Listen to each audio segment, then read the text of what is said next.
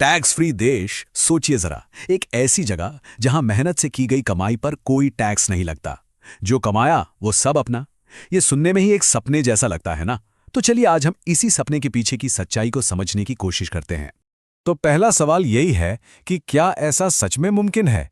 क्या कोई सच में बिना 1 रुपया इनकम टैक्स दिए अपनी जिंदगी गुजार सकता है? और इसका जवाब है हाँ, बिल्कुल। दुनिया भर में ऐसी कई जगह हैं जहां ये सपना हकीकत में बदल जाता है। आप देखिए, लिस्ट में यूनाइटेड अरब एमिरेट्स है, कैरिबियन में बहामास और केमन आइलैंड्स हैं, और तो और यूरोप का ग्लैमरस मोनाको भी। ये वो देश हैं जिन्होंने अपने नागरिकों के लिए पर्सनल इनकम टैक्स को एक तरह से खत्म ही कर दिया है। लेकिन यहीं पर एक बहुत बड़ा सवाल खड़ा होता है। अगर कोई इनकम टैक्स दे ही नहीं रहा तो फिर ये देश चल कैसे रहे हैं? मतलब वहां की सड़कें, स्कूल, अस्पताल, इन सब के लिए पैसा आता कहां से है? चलिए अब इस पहेली को सुलझाते हैं। देखिए, इसके पीछे कोई जादू टोना नहीं है, बल्कि एक बहुत ही सोची समझी आर्थिक रणनीति है। तो पैसा आने का सबसे पहला और सबसे बड़ा सोर्स है कुदरती संसाधन। कतर, कुवैत और सऊदी अरब जैसे जो देश हैं ना, उनके पास तेल और नेचुरल गैस का भंडार है।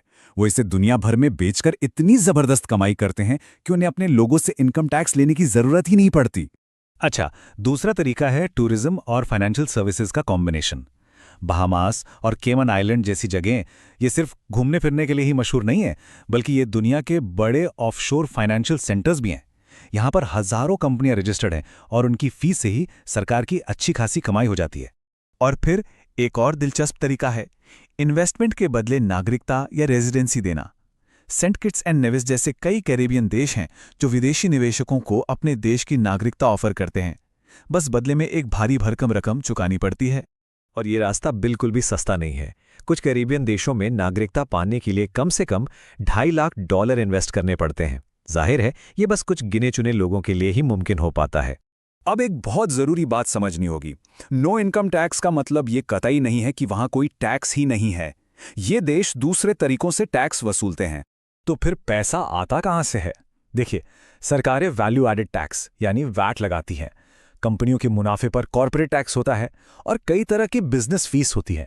तो बात सीधी सी है, इनकम टैक्स नहीं है पर टैक्स तो है। लेकिन रुकिए, ये तो कहानी का सिर्फ एक हिस्सा था।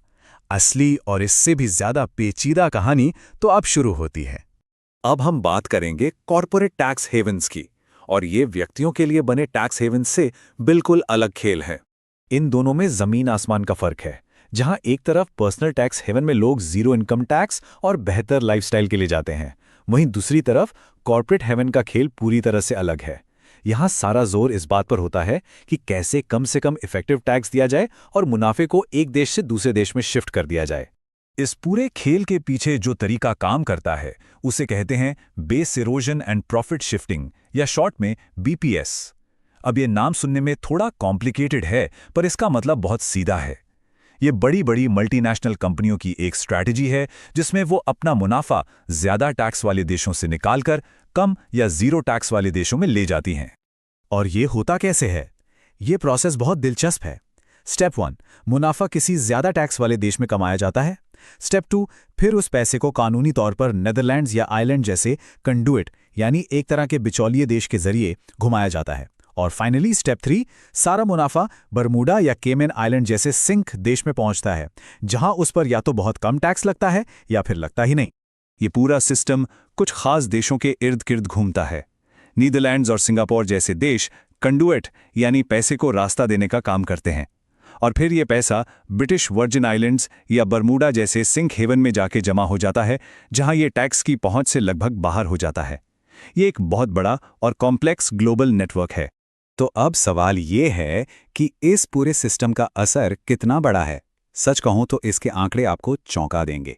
एक अंदाजे के मुताबिक इस प्रॉफिट शिफ्टिंग की वजह से दुनिया भर की सरकारें हर साल लगभग $250 अरब का कॉर्पोरेट टैक्स गंवा देती हैं। सोचिए, ये इतनी बड़ी रकम है कि इससे कई देशों का हेल्थ या एजुकेशन का पूरा बजट बन सकता है। और अगर हम कुल जमा संपत्ति की बात करें तो आंकड़ा तो दिमाग घुमा देने वाला है। इन टैक्स हेवन्स में करीब 7 से 10 ट्रिलियन डॉलर्स की दौलत छिपी हुई है। ये पूरी दुनिया की कुल संपत्ति का लगभग 10% है। और इसका सबसे बुरा असर पड़ता है विकासशील देशों पर। इन देशों को अपने नागरिकों के लिए स्कूल, सड़क और अस्पताल बनाने के लिए टैक्स के पैसे की सबसे ज्यादा जरूरत होती है। लेकिन ये पैसा उनकी इकोनॉमी से निकलकर इन टैक्स हेवन्स में चला जाता है, जिससे दुनिया में अमीर और गरीब के बीच की खाई और भी गहरी होती जाती है। तो आखिर में एक ही सवाल बचता है, क्या ये टैक्स हेवन किसी देश के लिए खुशहाली का मॉडल है, या आखिर ये पूरी दुनिया के लिए एक बहुत बड़ी समस्या बन चुके हैं? ये एक ऐसा सवाल है जिसका जवाब हम सबको मिलकर सोचना होगा।